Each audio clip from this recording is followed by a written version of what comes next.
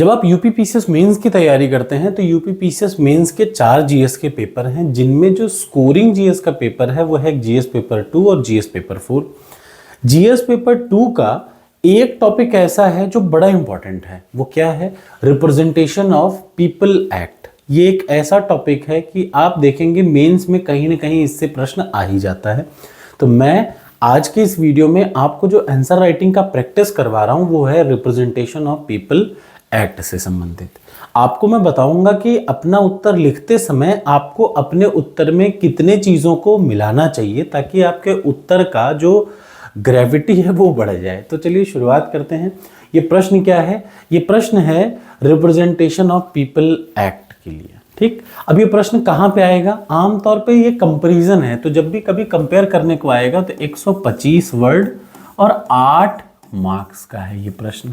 ठीक, यानी 125 वर्ड में लिखना है और कुल इसका मार्क्स है 8। ठीक, परेशान ना होइएगा, आपको अभी मैं सिर्फ प्रश्न का उत्तर बता रहा हूँ और समझा भी रहा हूँ, लेकिन आगे चल के मैं इसको पूरा डिटेल में समझाऊंगा। ठीक, यानी मेंस के हर सब्जेक्ट के हर टॉपिक को धीरे धीरे मैं वीडियो बना के एक प्रॉपर मेंस का सारे सब्जेक्ट का कंप्लीट कर दूंगा प्लेलिस्ट। तो चलिए शुरुआत करते हैं। सबसे पहले प्रश्न क्या है देख लीजिए। लोक प्रतिनिधित्व representation of people act 1950 and representation of people act 1951, यानी आरपीए 1950 और आरपीए 1951 में अंतर क्या है? अब देखिए जब भारत आज़ाद हुआ तो सबसे बड़ा चैलेंज था भारत में कि इलेक्शन कराना, वो भी फ्री, हर तरीके, याद रखिए, फ्री, फेयर और इम्पार्शियल इलेक्शन कराना। तो उसके लिए पार्लियामेंट ने क्या लागू किया? उसके लिए पार्लियामेंट ने 2 एक्ट बनाए। कौन से बनाए? पहले फिर से ध्यान से समझिए। भारत में फ्री चुनाव, निष्पक्ष चुनाव कराना बड़ा जरूरी है और निष्पक्ष चुनाव करने के लिए संविधान का आर्टिकल 324 से लेकर के 329 तक का आर्टिकल एम्पावर करता है पार्लियामेंट को क्या कराने के लिए? वो नियमों को बनाने के लिए जो इलेक्शन कराता है। ठीक है, तो चलिए, अब इसलिए पार्लियामेंट ने 2 चीजें बनाई। याद रखिए, जब भारत आजाद हुआ ना तो उस समय भारत के सामने सबसे बड़ी चुनौती थी क्या? फ्री या फेयर इलेक्शन कराना। उसके लिए सबसे पहले 2 रिप्रेजेंटेशन ऑफ पीपल एक्ट यानी 2 आरपीए पार्लियामेंट ने पास कराया। अब दोनों आरपीए में अंतर क्या है? ये प्रश्न इतना जरूरी है कि आयोग ने इसे एक शुद्ध अलग टॉपिक में, टॉपिक नंबर 8, या तो आप यूपीएससी या यूपीपीएससी देखेंगे तो टॉपिक नंबर 8 सिर्फ यही कहता है क्या? कि आरपीए यानी रिप्रेजेंटेशन ऑफ पीपल एक्ट। अब आप समझिए, आरपीए 1950 और 1951 के बीच में अंतर क्या है? तो सबसे बड़ा क्रक्स अंतर यही है, ये अंतर आप याद रखिएगा। जो आरपीए यानी लोक प्रतिनिधित्व अधिनियम 1950 है, वो चुनाव के पहले की तैयारियां करवाता है। याद रखिएगा, जो लोक प्रतिनिधित्व कानून 1950 है यानी आरपीए 1950 है, वो किससे डील करता है? वो चुनाव की प्रिपरेशन करता है। ठीक, वो किससे संबंधित है? चुनाव के प्रिपरेशन से संबंधित है 1950 का आरपीए। और एक्चुअल चुनाव को कंडक्ट जो कराने का है उन सब से सारे नियमों से संबंधित है आरपीए 1951। मेरे ख्याल से आपको अंतर समझ में आ गया। फिर से सुन लीजिए, चुनाव की तैयारियों से संबंधित जितने प्रावधान हैं उनसे डील करता है आरपीए 1950, यानी बिफोर एक्चुअल इलेक्शन प्रिपरेशन का काम है 1950 का और एक्चुअल इलेक्शन करवाने का काम है 1951 का। इसीलिए मैंने यहाँ पे बहुत क्लियर भाषा में लिख दिया ताकि कोई आपको दिक्कत ना हो। The key difference between two is that RPA 1950 provide for preparation before the actual election. कोई इलेक्शन होता है ना, उसके पहले जितनी प्रिपरेशन होती है, अभी मैं आपको तुरंत बताऊंगा। प्रिपरेशन का मतलब 2 मिनट में समझ लेंगे अभी हम लोग। और जो एक्चुअल इलेक्शन करवाना है उसके सारे प्रोविजन है 1951 में आरपीए, यानी ये पहला अंतर आपको समझना है। अब जब इसका उत्तर आएगा तो सबसे पहले आप लिखेंगे फ्री एंड फेयर इलेक्शन के बारे में। तो सबसे पहले क्या लिखेंगे? ये प्रश्न आया, प्रश्न के बाद सबसे पहले लिखेंगे कि भैया फ्री और फेयर इलेक्शन की जरूरत क्या है। तो उसके लिए इंट्रोडक्शन हो गया। इंट्रोडक्शन के लिए फिर उन दोनों मेन कंटेंट पे, यहां से यहां तक पूरा इंट्रोडक्शन ही है। देखिए, यहां से यहां तक पूरा इंट्रोडक्शन है, फिर 1 बाय 1 दोनों आरपीए को एक्सप्लेन करना है, उसके बाद कंक्लूजन दे देना है। और हाँ, यहाँ पे इस प्रश्न में मैं आपको बताऊंगा कि प्रश्न लिखते समय अगर आपने फ्लो डायग्राम बना दिया, क्योंकि एग्जामिनर जब कॉपी चेक करेगा तो आपकी 20 प्रश्न चेक करना है, एक एक प्रश्न पे वो समय देगा। समय देते समय अगर आपने उसको फ्लो डायग्राम या कोई डायग्राम या कुछ टाइप की चीज़ें बना दी तो आपके मार्क्स की वैल्यू, आपके प्रश्न की वैल्यू अपने आप बढ़ जाएगी। तो मैंने जैसे आपको बताया कि आरपीए 1950 इलेक्शन की प्रिपरेशन करता है और आरपीए 1951 इलेक्शन के प्रोविजंस को डिसाइड करता है, यानी इलेक्शन के पहले क्या होगा 1950 और इलेक्शन कैसे होगा 1951। अब वन बाय वन मैं आपको बताता हूं कि आरपीए 1950 क्या कहता है। आरपीए का मतलब रिप्रेजेंटेशन ऑफ पीपल एक्ट 1950 क्या कहता है। देखिए आरपीए 1950 में सबसे पहले 3 आर्टिकल का जिक्र है। आर्टिकल ये सब आप जरूर लिखिएगा एग्जाम में, और इसीलिए बता रहा हूं ताकि आपके पास कुछ रहे ना रहे। मान लिया देखिए आपसे सिर्फ पूछता है कि चलो आरपीए 1950 को बताइए या आरपीए 1951 को बताइए, तो भी आप ऐसे ही लिखना शुरू करेंगे और एक को पूरा लिखेंगे। तो आरपीए 1950 कहता है कि आर्टिकल नंबर 80, 170 और 171 ने क्या किया, मैक्सिमम और minimum number of seat parliament में कितनी होगी इसको डिसाइड किया, और साथ ही में लेजिस्लेटिव असेंबली, स्टेट और लेजिस्लेटिव काउंसिल को क्या होगा, कितनी होंगी मैक्सिमम और मिनिमम नंबर ऑफ सीट, ये डिसाइड किया। ठीक, ये एलोकेशन ऑफ द सीट को डील करता है हाउस में। यानी ध्यान से सुनिए, आरपीए का सबसे पहला प्रोविजन क्या है। आरपीए 1950 कहता है कि कुल कितनी सीटें होनी चाहिए लोकसभा चुनाव के लिए, कितनी सीटें आवंटित होंगी, यानी सीटों का आवंटन यानी एलोकेशन ऑफ द सीट कितनी हो। अभी देखिए ये सब चुनाव के पहले की तैयारियों से डील करता है। कितनी सीट पे चुनाव होगा, कितनी सीट पे चुनाव होगा, ये सबसे पहला डिसाइड करता है।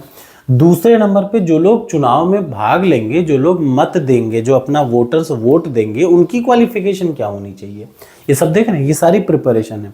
और क्या है, और अगला क्या है, इलेक्टोरल रोल्स। इलेक्टोरल मतलब मतदाता पर्ची, भी तो चुनाव के पहले ही आती है ना, मतदाता पर्ची को बनाना और उनको सब करना, ये सब आता है आरपीए 1950 में। ये देखिए, lay down procedure for preparation of electoral rolls, और कैसे उन सीटों को भरना है, ये सारी चीजें डिसाइड करता है। एक और अगली चीज, प्रोसीजर फॉर डिलिमिटेशन, यानी परिसीमन क्षेत्रों के प्रक्रिया को भी यही पूरा करता है। ठीक, यानी ये 4 से 5 इंपॉर्टेंट पॉइंट चारों याद रखिए। सबसे पहले क्या करता है, आरपीए 1950 का पहला काम है क्या, कि ये सीटों के एलोकेशन को देखता है। कहां कहां, लोकसभा और राज्यों की विधानसभा में, सबसे पहला। दूसरा काम ये क्या करता है, मतदाताओं की योग्यता को निर्धारित करता है। तीसरा काम ये करता है कि मतदाता सूची पर्ची बनाता है और उसको डिसाइड करता है। और लास्ट और सबसे इंपॉर्टेंट, डिलिमिटेशन, यानी परिसीमन क्षेत्रों का। किसी क्षेत्र में अगर मेरा विधानसभा प्रयागराज है तो प्रयागराज का शहर उत्तरी में कौन कौन से क्षेत्र आएंगे, ये डिसाइड करना। तो ये है क्रक्स किसका, आरपीए 1950 का। आरपीए 1950 मेनली इन 4 चीजों से डील करता है। अब आ जाइए आरपीए 1951। देखिए मेंस के लिए आपको थोड़ा सा डिटेल भी पूछना होगा, जैसे ये यूपीपीएससी है ना, तो यहाँ पे तो आपको सिंपल इतना याद रखना है। अब ऐसे ही आ जाइए आरपीए 1950 के बाद आरपीए 1951 क्या कहता है। ये एक्चुअल कंडक्ट ऑफ इलेक्शन, यानी इलेक्शन अब होगा कैसे। अब इलेक्शन के दरमियान में क्या क्या होती है भैया, इलेक्शन कौन कौन कराएंगे, कौन लोग कराएंगे, मतलब वो जो लोग होते हैं कहाँ कहाँ से होंगे, तो ये क्या करता है, ये एक्चुअल कंडक्ट ऑफ इलेक्शन को डील करता है। दूसरा ये क्या करता है, एडमिनिस्ट्रेटिव मशीनरी प्रोवाइड करता है ताकि इलेक्शन कंडक्ट हो जाए। ठीक, अगला क्या है, पॉलिटिकल पार्टी का रजिस्ट्रेशन ये करता है। अब देखिए वो सारी चीजें जो इलेक्शन में इन्वॉल्व हैं वो सारी चीजें यहाँ हैं। ये क्या करता है, मेंबरशिप की क्वालिफिकेशन और डिसक्वालिफिकेशन, किस ग्राउंड पे आप क्वालिफाई होंगे, किस ग्राउंड पे आप डिसक्वालीफाई होंगे, ये डिसाइड कर देता है। ठीक, करप्ट पार्टीज, अगर आदमी करप्टेड है तो ये उस पे क्या करता है, रोक लगाता है, यानी भ्रष्ट आचरण और चुनावी अपराधों पर अंकुश लगाने का प्रावधान करता है। Procedure for setting doubt and dispute, अगर कोई मैटर फंस जाए इलेक्शन के दरमियान में, कोई भी डाउट और डिस्प्यूट को निपटाने की कोशिश करता है। यानी आरपीए 1950 तैयारी कराता है और आरपीए 1951 इलेक्शन करवाने की बात करता है। ठीक, ये दोनों चीज पहले आप लिखेंगे, उसके बाद लास्ट में आप लिखेंगे कंक्लूजन। दस both the aspect support and completed each other, दोनों एक दूसरे, ऐसा नहीं है कोई एक जरूरी है कोई एक नहीं जरूरी है, एक बिफोर है और एक ड्यूरिंग है। They uphold direct and participatory democracy, accountability and transparency and ensure clean election process outcome which is acceptable to all peaceful transfer of power. ये बेसिकली आपको लिखना है उत्तर में। और इसके बाद सबसे ज्यादा जरूरी ये जो मैंने आपके लिए बना रखा है, इसको आप याद रखिएगा। जब आप एग्जाम में लिखना शुरू करें तो अब देखिए एग्जामिनर आपकी चीजों को कैसे एक बार में समझ लेगा। आरपीए का ये क्रक्स है। अब जब आप अपना उत्तर लिखिएगा ना तो इसको आप पहले लिखिएगा। रिप्रेजेंटेशन ऑफ पीपल एक्ट 1950 के 4 मेन पॉइंट है। सबसे पहला वोटर का क्वालिफिकेशन, दूसरा preparation of the electoral rolls यानी मतदाता पर्ची सेट करना, वोटरों का qualification, allocation of the seat in parliament और लेजिस्लेशन, स्टेट लेजिस्लेशन यानी राज्यों की विधानसभा और पार्लियामेंट में कितनी सीट को एलोकेट करना है वो, और डिलिमिटेशन ऑफ द कॉन्स्टिट्यूशन यानी परिसीमन क्षेत्रों का निर्धारण। ये 4 चीजें मेन क्रक्स है, मेन इंपॉर्टेंट है 1950 का रिप्रेजेंटेशन ऑफ पीपल एक्ट का। अब 1951 का जो आरपीए है वो क्या क्या डील करता है? सबसे पहला एक्चुअल कंडक्ट ऑफ इलेक्शन, भैया सही तरीके से इलेक्शन अब कैसे चल रहा है इलेक्शन उसकी बात करता है। पॉलिटिकल पार्टी का रजिस्ट्रेशन करता है, बाई इलेक्शन कराता है, कोई मर मुरा गया तो उसका दोबारा बाई इलेक्शन कराएगा, ठीक। पोल्स की बात करता है, ठीक। इलेक्शन डिस्प्यूट को डील करता है। इलेक्शन ऑफेंस में तुमने बदतमीजी कर दी, किसी ने बदतमीजी कर दी, उससे डील करता है।